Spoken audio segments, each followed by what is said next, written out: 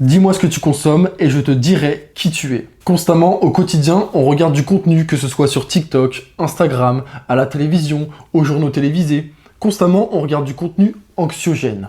Du contenu qui va nous apporter soit de la dopamine positive, soit de la dopamine négative. C'est-à-dire soit des choses heureuses, par exemple, je ne sais pas, il y a un nouveau pape, il se passe un événement merveilleux, il y a la famille royale, il y a un truc, je sais pas. Soit des événements dramatiques. Et ça, c'est la plupart du temps. Tsunami, crash d'avion, accident, président, homme politique qui fait n'importe quoi.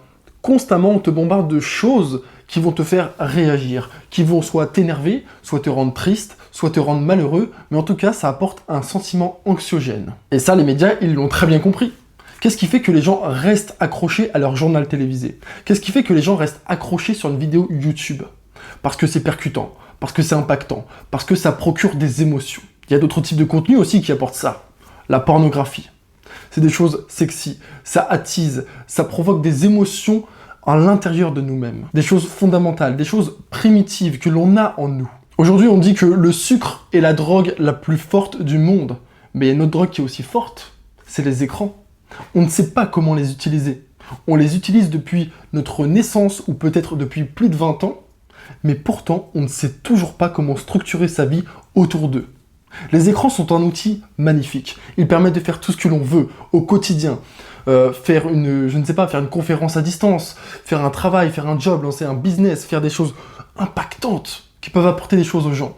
Et pourtant, au quotidien, on fait n'importe quoi. On passe son temps à scroller sur TikTok. Quand on s'ennuie, on prend son téléphone, on joue à un jeu. Quand on s'ennuie, qu'est-ce qu'on fait? On prend son téléphone, on regarde l'heure, on regarde les notifications, on regarde s'il n'y a pas quelqu'un qui a essayé de nous appeler, s'il n'y a pas quelqu'un qui nous a liké sur une de nos publications. Constamment, on recherche quoi? La dopamine. Une chose qui va nous procurer des émotions. Pourquoi? Parce que l'humain s'ennuie très vite. Et de quoi a-t-on le plus peur aujourd'hui? D'être seul. L'ennui, l'impression d'être inutile. Et pour quelle raison? Parce que constamment, on est sur Instagram, à regarder des gens vivre une vie incroyable. Mais ce n'est qu'une illusion. Ce qu'ils postent, c'est les 1% de leur vie la plus magnifique. Et si toi aujourd'hui tu vis une vie banale, comme tout le monde, eh ben, tu as l'impression que tous ces gens-là sont bien plus heureux que toi. Que ta vie, elle est ennuyante, elle est chiante, elle est nulle. Mais pas du tout. C'est comme si tu as un cheval, tu fais une course, et on te met des œillères pour te concentrer uniquement sur ta course. Pas sur les autres chevaux, pas sur le public, pas sur ce qui se passe autour. Tu te concentres uniquement sur ta course. Et bien à partir d'aujourd'hui, je veux que tu fasses la même chose avec ton téléphone. Mets-toi des œillères. Arrête de constamment consommer du contenu qui va t'apporter du négatif dans ta vie. Et là tu vas me dire, ouais mais comment on fait concrètement pour arrêter d'être constamment impacté par la dopamine, constamment impacté par les écrans. Parce que peut-être par le passé, tu as essayé de diminuer ton temps d'écran. Peut-être que par le passé, tu as essayé de moins consommer mieux, etc. Mais tu n'y es jamais arrivé. Pour quelle raison? Parce que tu n'as pas eu la bonne méthode. Et cette méthode-là, je vais te l'expliquer maintenant. Dès maintenant, prends ton téléphone et je te laisse regarder ton feed sur Instagram. Quelles sont les premières images qui apparaissent? Quels sont tout le contenu que tu peux voir? Si tout ce que tu vois, c'est soit des meufs à poil, soit du contenu qui ne sert à rien, soit, je ne sais pas, de la télé-réalité, des choses inutiles comme ça, pose-toi une seule et unique règle. Tu arrêtes de consommer ce contenu-là. Pour que l'algorithme comprenne que tu as envie de reprendre le contrôle sur toi, abonne-toi uniquement à du contenu qui peut te permettre de t'élever dans ta vie. Soit du contenu pour te détendre humoristique, des choses qui sont sympas, mais ça doit représenter seulement 10% de ton feed, ok? 90% du reste, ça doit être du développement personnel. Des choses qui vont te permettre d'évoluer, d'avancer. Les réseaux sociaux sont un super outil, ils permettent de s'informer.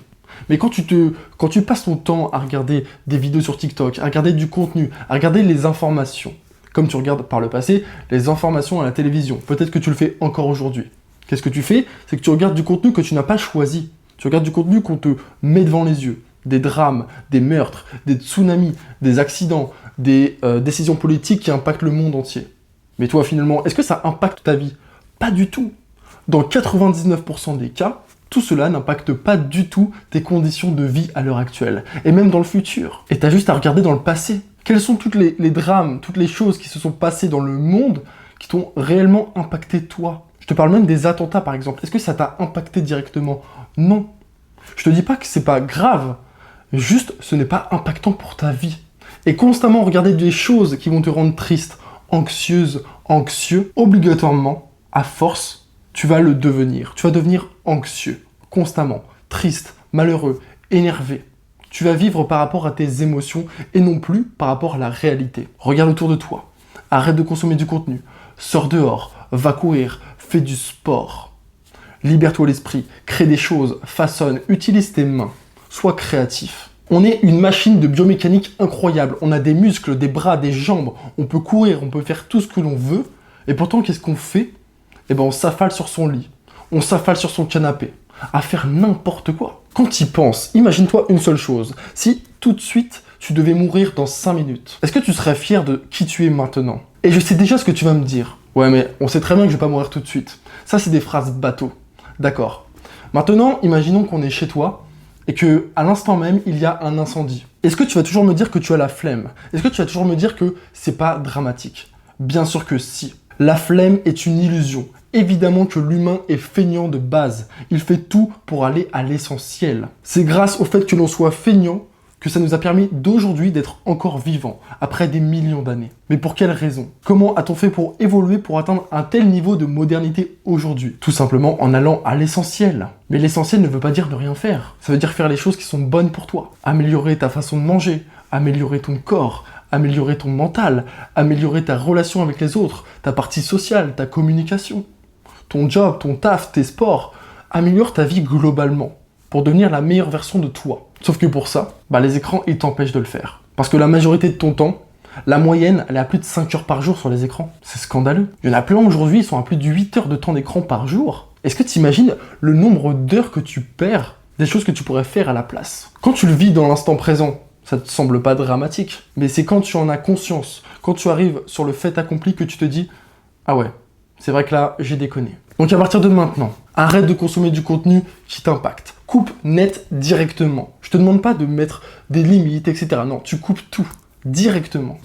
Et tu n'as le droit qu'à 5 minutes par jour d'information pour voir ce qui se passe dans le monde. 5 minutes maximum. Ensuite, scroller sur TikTok, Instagram, YouTube, tout ce que tu veux là, tout ce que tu connais, 10 minutes maximum par jour. Et ça, tu le fais uniquement dans des créneaux de pause de ta journée. Ne le fais pas au réveil, ne le fais pas avant de dormir, ne le fais pas pendant que tu manges. Chaque partie de ta journée doit être découpée et attitrée à une tâche précise. Ça peut paraître robotique, mais c'est pourtant la seule façon de réussir ta vie, de façon fluide, stable, et que tu arrêtes d'être anxieux. Tu n'es pas anxieux, tu es juste exposé à de la mauvaise information. Tu deviens ce que tu regardes, donc change ce que tu consommes. Et finalement, tu changeras qui tu deviens. N'hésite pas à liker, partager cette vidéo si elle t'a plu, et surtout, n'hésite pas à t'abonner pour rejoindre la team des bâtisseurs. Bonne journée.